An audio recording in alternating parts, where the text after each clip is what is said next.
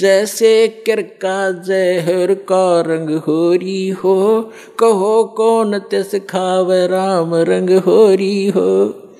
कहते हैं आपके घर में होरी माने खुशी, जैसे आप होली मनाते हो, खुशी का दिन मनाते हो, कहते ये होरी नकली है। असली होली तो जब होगी तुम्हारे घर में भगवान की भक्ति होगी, सब दुख रोज टलेंगे।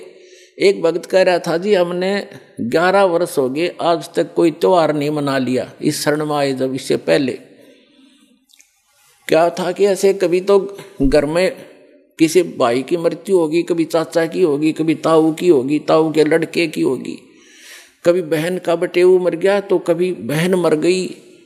तो ऐसे 11 वर्ष हो गए हमने कोई त्योहार नहीं मनाया, रोया करते बैठ के त्योहारों को। तो ये खाक त्योहार है।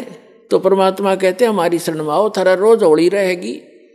और जैसे बुराई तुम करते हो, जो बुराइयां करके धन संग्रह करते हो या किसी को सताते हो, ये तो ऐसा कर रहे हो जैसे जहर खा रहे हो। और जब आपको ज्ञान होगा तब कहते जैसे किरका जहर का रंग होरी हो।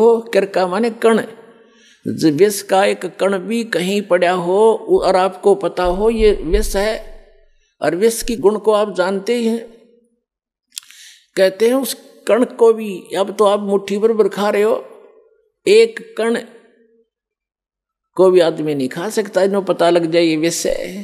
तो अभी पता ही नहीं आपको ये विष है। तो ये जानकारी कराने के लिए सत्संग किया जाता है कि जो गलतियां आप कर रहे हो धनी बनने के लिए या लोग दिखावा करके लोक लाज में फंस के, ये ना करो।